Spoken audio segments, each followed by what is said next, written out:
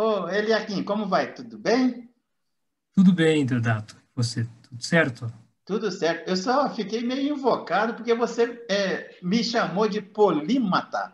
Aí eu fui correr no dicionário, porque se eu sou, eu preciso saber o que eu sou. Explica aí para o É, grande público o que é um polímata e a relevância no mundo da filosofia que você considera que vem a ter um polímata dentro da academia. Eu não sou da academia, eu vivo batendo as portas da academia chamando, convidando para dialogar com a sociedade, independentemente da forma da pesquisa ou da forma de pensar.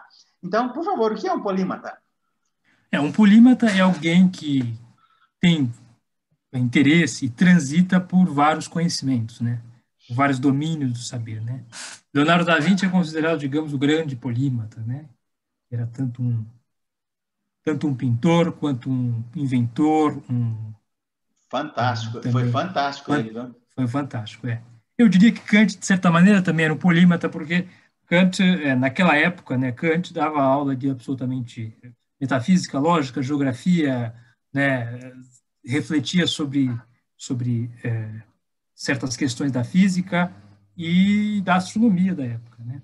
Então, agora o que eu dizia é o seguinte, né? Talvez o polímata seja a contra-imagem, né, do, do excessivamente especialista, né? O excessivamente especialista muitas vezes não consegue transitar senão por aquele domínio de sua especialização.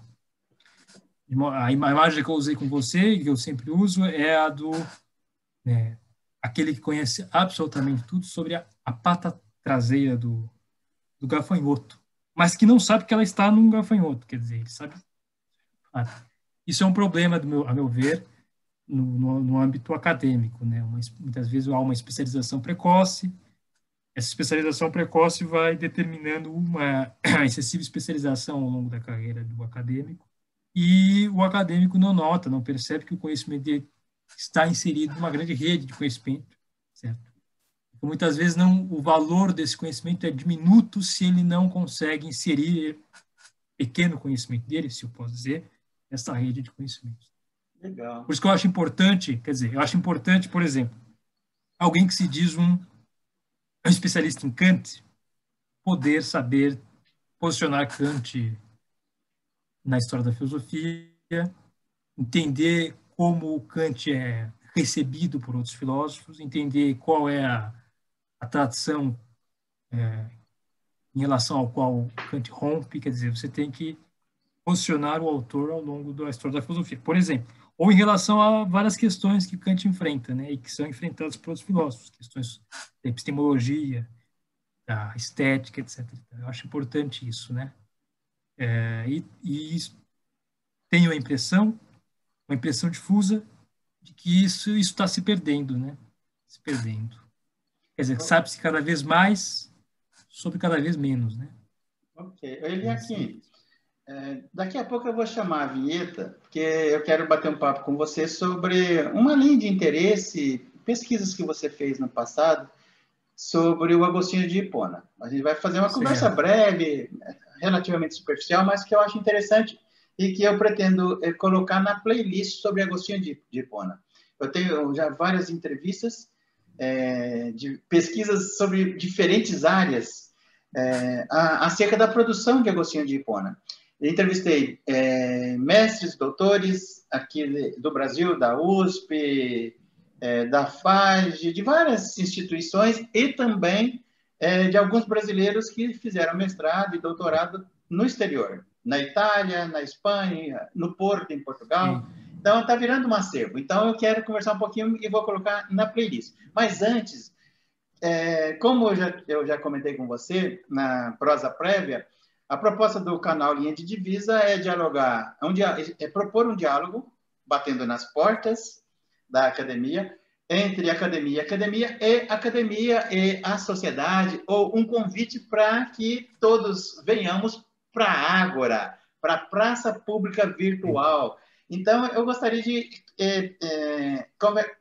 que você deixasse claro para o grande público de forma curta e breve, até para não cansar a academia, que tá cansada de saber, alguns conceitos que você chama de... Como é que você chama essas ferramentas da filosofia?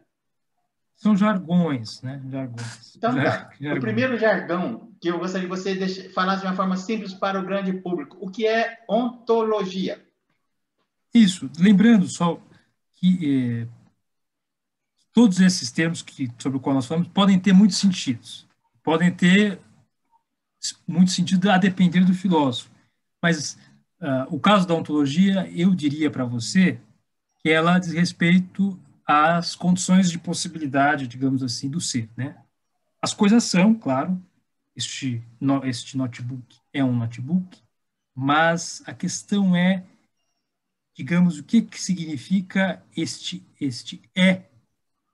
Quando eu digo isto é um notebook, o que significa este é? Quer dizer, será que este é, que é condição de ser do notebook, pode ser passível de investigação? Se sim, este domínio que eu investigo é a ontologia. Né? Ok. Metafísica. Metafísica também tem muitos sentidos, né? Você sabe que a história da metafísica é interessante, porque a metafísica era, no caso, o termo começa a ser usado a partir da obra de Aristóteles, mas não foi Aristóteles que deu esse nome para aquele livro dele. Foi um compilador do livro, né, um bibliotecário chamado Andrônico de Rhodes. O Andrônico de Rhodes percebeu que aquele livro aquele conjunto de textos sobre filosofia primeira, que era do Aristóteles, vinha depois da física. Depois, em grego, é meta. Então, era metafísica, certo? Mas aí, o fato de naquele livro haver um tipo de filosofia muito particular, fez com que esse termo, que era meramente, digamos, para localizar o texto, passasse a também ter um significado filosófico. De metafísica enquanto filosofia primeira. E o que a filosofia primeiro estuda? Os primeiros princípios, certo? E os primeiros princípios têm a ver, é claro, com o fato de as coisas serem. Né? Então, você pode afirmar que existe uma parte da metafísica que é ontologia, claro, no sentido de estudar o ser enquanto ser, né? Mas também ela estuda os primeiros princípios. Os primeiros princípios podem ser os primeiros princípios do conhecimento, ou os primeiros princípios, os primeiros princípios que se refiram, por exemplo, à criação do mundo, né? A metafísica tem a ver com isso. E aquilo que, de certa maneira, não pode ser aprendido simplesmente pela sensibilidade, né? Então, faz sentido ela também estar além da física. Ok. A física não poderia. Eu vou colocar uma pimentinha aí, a gente não vai se estender muito, não. Depois eu vou mandar o link para você, tem uma entrevista com uma filósofa do Rio de Janeiro. Ela fez graduação em filosofia, mestrado em filosofia, doutorado em filosofia, e a entrevista com ela é numa busca de uma aproximação. Ela foi assim, de forma extremamente interessante a colocação dela, tanto é que está tendo muita visualização.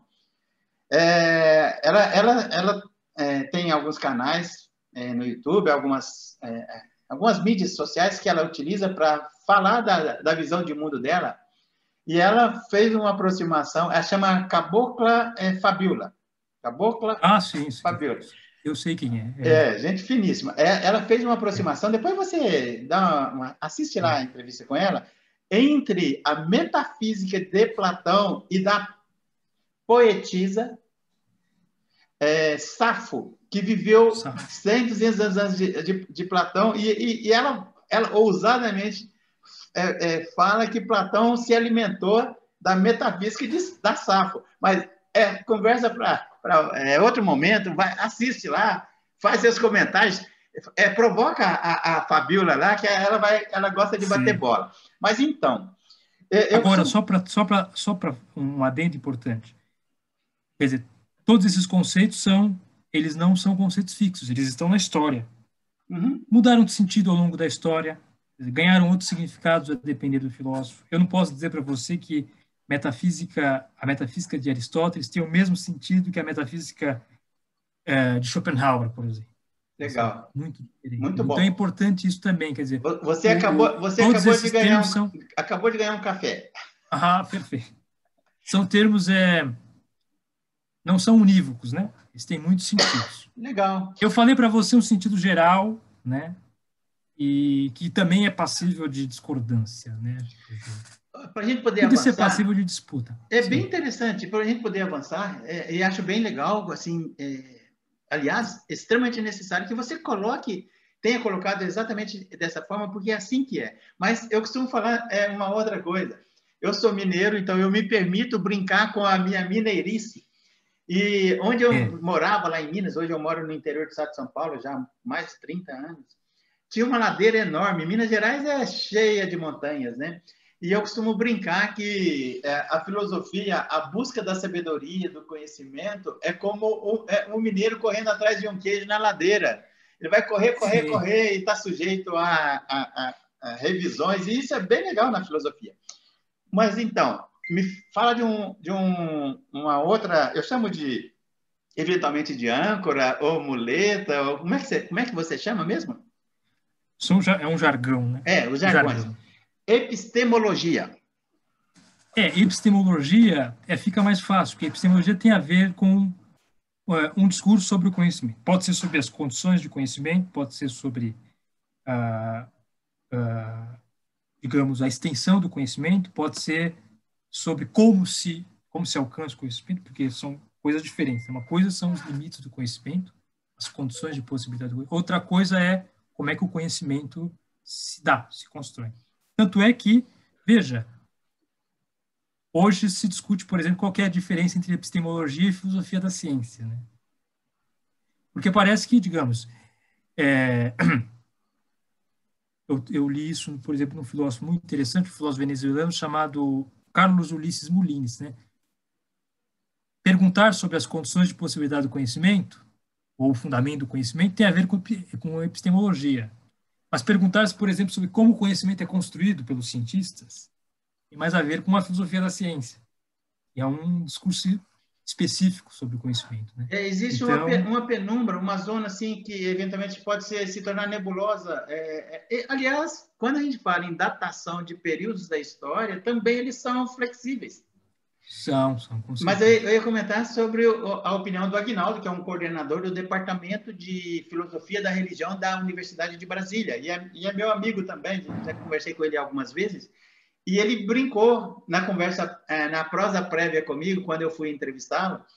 Ele falou o seguinte: o pessoal da filosofia, assim que ele falou, acha que nós somos teólogos demais. Ele é do Departamento de Filosofia da Religião. O pessoal da filosofia acha que nós somos teólogos demais e o pessoal da teologia acha que nós somos filósofos demais. Ele fala isso com um certo bom humor. Mas é muito bom. Exato. Eu queria que você falasse sobre outra ferramenta da filosofia, que é a fenomenologia. Certo. Então, é um outro termo que, a depender do filósofo, tem um sentido específico. Quer dizer, você pode dizer que a fenomenologia é uma para um cético como Sexto Empírico, ou por um epicurista, é outra para um filósofo como Hegel, que escreveu um livro chamado Fenomenologia do Espírito, e outra para um filósofo como Russell, que, que é um dos pais do que se chama de fenomenologia já no século XX. Em geral, Ele aqui, de uma forma simplista, poderia ser colocado que é o fazer filosofia ou fazer ciência a partir da observação dos fatos, dos acontecimentos e de uma estruturação a partir do que é observado estatisticamente, sob o ponto de vista da probabilidade, aí falando mais da ciência, projetar modelagem. É correto falar isso? Isso poderia ser um sentido. Eu poderia ser um pouco mais geral, poderia ser muito mais generalista, muito mais... E dizer assim, simplesmente, tem a ver com um discurso sobre como as coisas aparecem. Ok. Não é porque, digamos, nós estamos inseridos aí na natureza. A natureza é um conjunto de fenômenos. Os fenômenos que são aparições, eles aparecem para nós. As coisas estão aí como aparecendo para nós. Discursar sobre essas coisas, digamos, teria a ver com algo como uma fenomenologia, né? Você fez... Fenômeno em grego significa exatamente isso, né? Fenômeno é o que aparece. Você fez um ano de física, não? Fiz um ano de física. Você sabe, então, que a física, as leis da física, você não procura entendê-las, você observa e estabelece leis a partir da repetição de fenômenos, né? É isso. É o como. É o como, é o Dizem, como. né? Como as coisas Legal, acontecem. legal. Muito bom. Para poder fechar essa primeira parte, chamar a vinheta e começarmos a prosear sobre a tua linha de pesquisa lá do passado em relação a um dos livros, eu acho, do Agostinho de Hipona, né? Eu gostaria que você falasse um pouquinho para o grande público, veja bem, para o grande público, o que é metodologia na pesquisa científica, da relevância e da importância fundamental da metodologia. Fala um pouquinho, a grosso modo. Sim. Eu não poderia falar de ciências específicas, porque eu não tenho tanto conhecimento de como se dá a metodologia em outras ciências, mas eu diria o seguinte, toda ciência, todo domínio do conhecimento pressupõe um caminho para se consolidar, certo? E esse caminho de consolidação do conhecimento é um acordo dentro da comunidade que o constitui, certo? Quando nós começamos a pensar se é possível sistematizar esse caminho, mostrar um único caminho a partir do um único caminho ou um caminho possível e bem sucedido para se alcançar, digamos, o conhecimento que cada área do conhecimento almeja, eu penso então numa metodologia. Quer dizer, a metodologia tem a ver justamente com isso, com esse caminho, esse percurso a partir do qual nós temos que percorrer para alcançar, para consolidar determinadas áreas do conhecimento. Isso existe em todas as áreas, inclusive na filosofia. A filosofia é mais complicado, porque a filosofia, sendo sempre um domínio de muita disputa, eu escrevi um artigo sobre isso, chamado Entre a reconstituição histórico-filosófica e a reconstrução teórica. Quer dizer, que eu estou refletindo ali sobre metodologia na área de filosofia, mas a partir da historiografia da filosofia medieval, que já é por si mesmo uma área problemática, né, filosofia. Dizer, ok. Mas você está satisfeito com a minha resposta? Tá tranquilo. Não, tá tranquilo. A ideia é dar um tratamento superficial para o grande público, para que eles possam se aprofundar, né? E não cansar a academia, porque são conceitos que são ferramentas do dia a dia de quem trabalha, de quem pesquisa. Então, assim, a ideia é não cansar quem estiver assistindo. Pelo contrário, é buscar, a partir da segunda parte, depois da vinheta, a gente vai trabalhar de uma forma mais instigante. Eu gostaria assim, daqui a pouco eu vou chamar a vinheta, mas como a gente vai conversar sobre a tua pesquisa em Agostinho, qual foi a sua pesquisa? O que você pesquisou no Agostinho? Qual foi a obra dele? Foi um diálogo que Agostinho escreveu em 387, e, portanto, 10 anos antes das Confissões, chamado em latim De Quantitate Animae, que pode ter inúmeras traduções. Se você pesquisar, traduziram para sobre a grandeza da alma, sobre a dimensão da alma, sobre a magnitude da alma, ou sobre a potencialidade da alma. Né? E uma tradução possível seria sobre a quantidade da alma. Né? Convença, agora você não estava esperando essa pergunta, convença um existencialista ateu que faz a sua filosofia a partir da inexistência da alma, porque ele não quer terceirizar e ter nenhum conhecimento a priori. Convença-o de que ele precisa ler Agostinho. Por que você acha que ele deve ler ou não deve ler? Olha, eu diria o seguinte: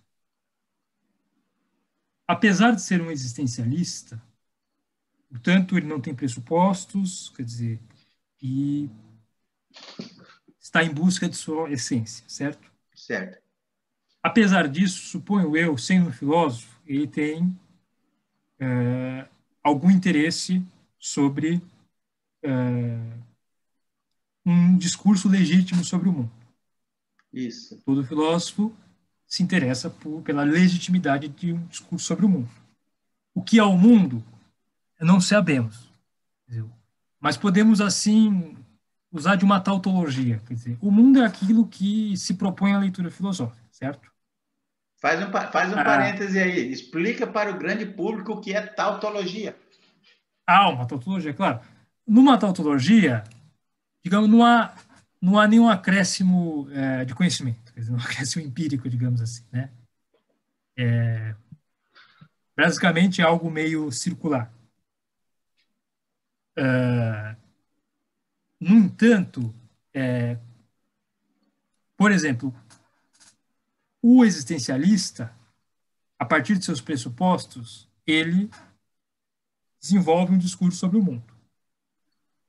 Aquele que não é existencialista e que não é existencialista ateu, pior ainda, é cristão, também tem seus pressupostos e também, a partir de seus pressupostos, desenvolve um discurso que ele julga ser legítimo sobre o mundo. Seria interessante, acredito eu, que o existencialista, pelo menos, se pusesse a ler Santo Agostinho para entender como, a partir de pressupostos não existencialistas, é possível também construir um discurso sobre o mundo. Legal. Né?